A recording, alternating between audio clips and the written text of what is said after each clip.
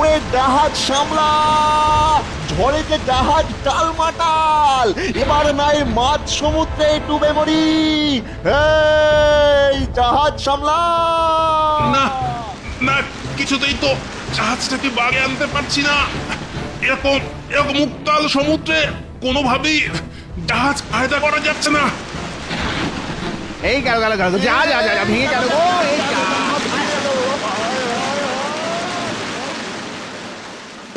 সেই কৃতদাসের আর বাণিজ্য করা হলো না।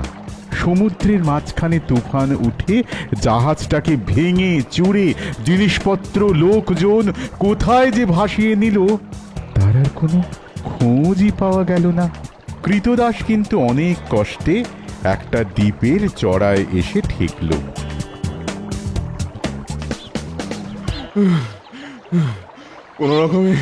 কোন রকমে হাবুডুবু খেয়ে এই একটা দ্বীপে এসে ঠেকেছি মনে হচ্ছে।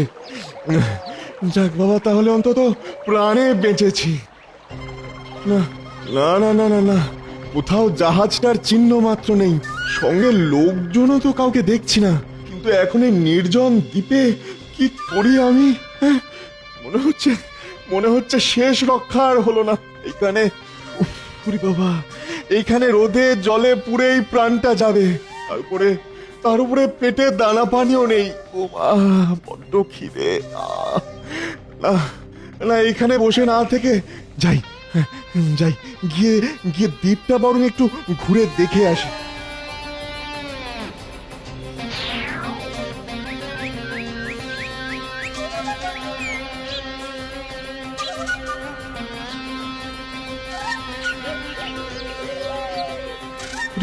বাবা, এখানে তো দেখছি বড় বড় গাছের বন।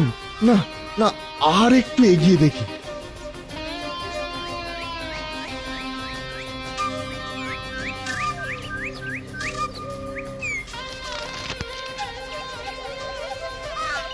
এই রে, এবার তো দেখছি একটা প্রকাণ্ড মাঠ, আর ওই মাঠের মাঝখানে ওটা কি? আরে পাস, মাঠের মাঝখানে তো, হ্যাঁ হ্যাঁ, ঠিক ঠিক, মাঠের মাঝখানে তো মনে হচ্ছে চমৎকার একটা শহর। হ্যাঁ, দেখি তো, আর একটু ভালো করে দেখি। এ আমার চোখের ভুল নয় তো? না না না না না না, কোনো ভুল নেই। ওই তো শহরের ফাটক দিয়ে অনেক লোক এগিয়ে আসছে। আরে আরে, ওরা তো আবার আমার দিকে এগিয়ে আসছে। মনে হচ্ছে আবার কোনো নতুন বিপদে পড়বো না তো? কে জানে কপালে কি আছে। ঈশ্বর, মহারাজের শুভাগমন হোক। মহারাজ দীর্ঘজীবী হন। এই রে, এরা যে সবাই মিলে আমাকে মহারাজ বলে পাকড়াও করেছে। আবার কি মুশকিলে পড়লাম রে বাবা। আরে শোনো, আমাকে ছেড়ে দাও তোমরা। আমি কি করলাম? এই মরেছে, দেখো, এ আমার কি বিপদ। আরে আরে, আমাকে ছেড়ে দাও, আমি তোমাদের মহারাজ নই। কি মুশকিল, কি বিপদ। না না না না না না, ছাড়বো বললেই তো আর ছাড়া যাবে না। একবার যখন রাজা মশাইকে পেয়েছি তখন আচ্ছা করে খাতির করে নিয়ে যাব। ওরে ওরে, আয় রে, সবাই মিলে রাজামশাইকে গাড়িতে চাপা। আরে থামো। আরে করো কি? ছাড়ো।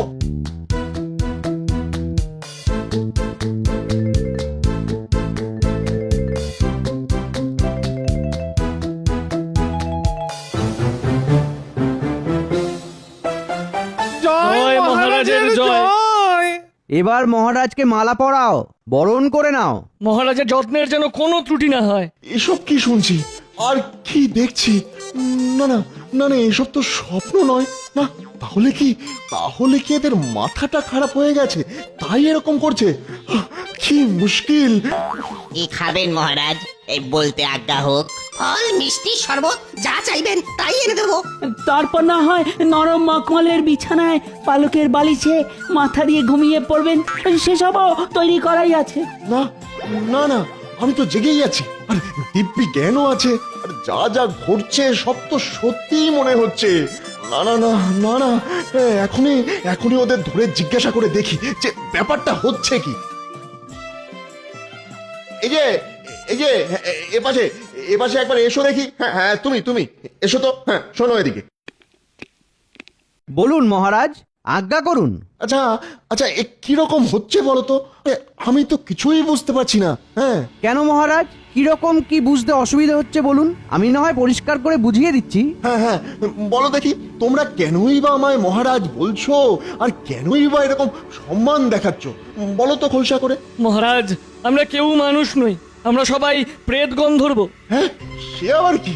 যদিও আমাদের চেহারা ঠিক মানুষের মতোই। অনেক দিন আগে আমরা মানুষ রাজা পাবার জন্য সবাই মিলে প্রার্থনা করেছিলাম। কেন কেন হঠাৎ মানুষ রাজা কেন? কারণ মানুষের মতো বুদ্ধিমান আর কে আছে?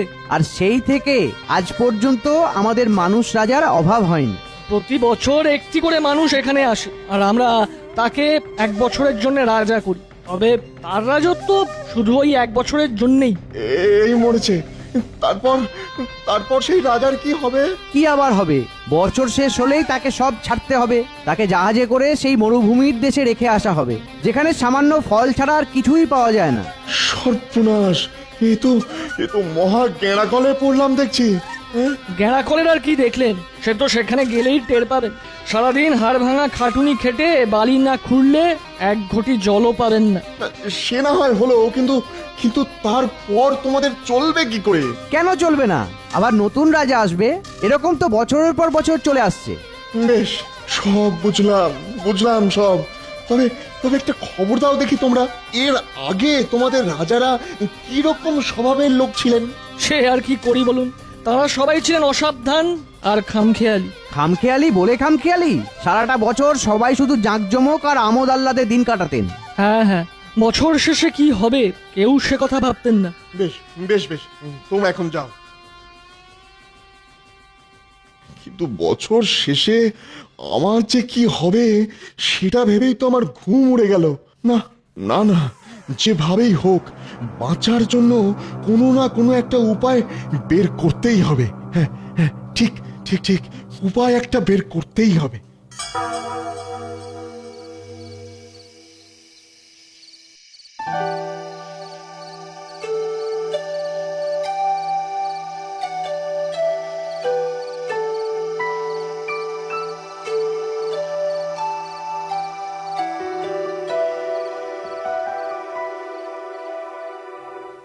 সারা রাত ভেবেও তো কোনো কুল কিনারা করতে পারলাম না।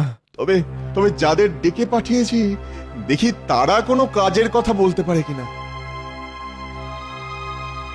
প্রণাম মহারাজ। হ্যাঁ, আমি তো আপনাদের অপেক্ষাই করছিলাম। বলুন মহারাজ, আমরা কিভাবে আপনার সেবা করতে পারি? আপনার সমস্যাটাই বা কি? আমার তো একটাই সমস্যা, 1 বছরের মেয়াদ শেষ হলে আমার কি হবে সেই ভেবেই তো আমি ক্লান্ত হয়ে যাচ্ছি। মহারাজ, শূন্য হাতে আপনি এসেছিলেন, শূন্য হাতেই আবার সেই দেশে যেতে হবে, কিন্তু এই 1 বছর আপনার হাতে। আরে তাই তো, এটা তো আগে ভেবে দেখিনি। এই 1 বছর তো আমি আমার যা ইচ্ছে তাই সবাইকে দিয়ে করাতে পারি। হ্যাঁ, ঠিক। এই তো আপনি একেবারে ঠিক ভেবেছেন। বুঝতেই পারছেন যে আপনার ভবিষ্যৎ আপনারই হাতে। এবার তাকে সাজিয়ে রাখবেন নাকি মুড়িয়ে রাখবেন সেটা আপনিই ঠিক করবেন। হ্যাঁ, ঠিক বলেছেন। আমাকে কি করতে হবে সেটা আমি ঠিক করেই ফেলেছি। এখন শুধু আমার কিছু ওস্তাদ লোক দরকার, যারা আমার পরিকল্পনা মতো সব কাজ করতে পারবে। আপনি তো বেশ করিতকর্মা মনে হচ্ছে, বলার সঙ্গে সঙ্গে ভেবেও ফেললেন। শুধু ভাবিনি, বছর খানেকের মধ্যে সবকিছু গুছিয়েও ফেলবে। আপনার বিচক্ষণতার প্রতি আমাদের ভরসা আছে। বুঝতে পারছি আপনি যা করবেন বেশ ভেবেচিন্তেই করবেন।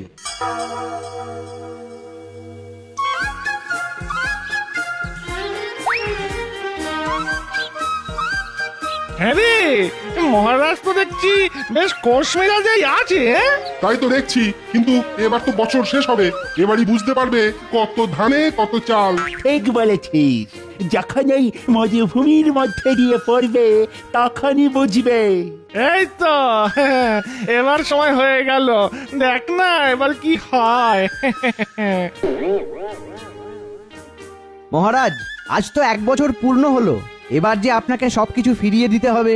আমরা এবার রাজদণ্ড, ছত্রমুকুট সব ফিরিয়ে নেব। রাজার পোশাক ছাড়িয়ে 1 বছর আগেকার সেই সামান্য পোশাক পরিয়ে আপনাকে জাহাজে তুলে দেব। আমি তো প্রস্তুত, তবে আমার একটা অনুরোধ আছে। আমার খুব ইচ্ছে আমি কোথায় গিয়ে থাকবো, কিভাবে থাকবো, সেটা যদি তোমরা গিয়ে একবার দেখে এসো। সে আর না দেখার কি আছে? আপনি গিয়ে কেমন ফাঁপড়ে পড়েন সেটা দেখতে কি আর আমাদের খারাপ লাগবে? আমরাও যাব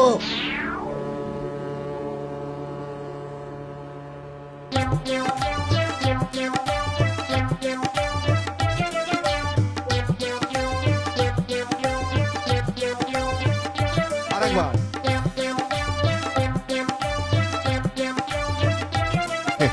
কি কেমন লাগছে দেখে? এমনটাই ভেবেছিলে তো নাকি? উমা, এসব কি দেখছি? আমি তো নিজের চোখে বিশ্বাস করতে পারছি না। আরে তাই তো, মরুভূমি কোথায়? এ তো দেখছি মরুভূমিতে মরুদ্যান। চারদিকে ঘরবাড়ি, পথঘাট, পুকুর, বাগান। শুধু কি তাই, লোকজন তো আছে দেখছি। জয় মহারাজের জয়। কিন্তু এসব হলো কি করে? আমরা তো কিছুই বুঝতে পারছি না। বেশ, তাহলে আমি এবার বুঝিয়ে বলছি। 1 বছর পরে আমার কি দুরবস্থা হবে সেটা শুনেই আমি গোপনে লোক ডেকে পাঠাই। তাদের কি করতে হবে বুঝিয়ে বলি।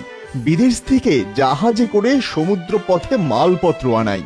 এদিকে আমি আমার নিজের জীবন আমার মতন করে কাটাতে থাকি, আর ওদিকে আমার অনুগতরা দিন রাত এক করে পরিশ্রম করতে থাকে।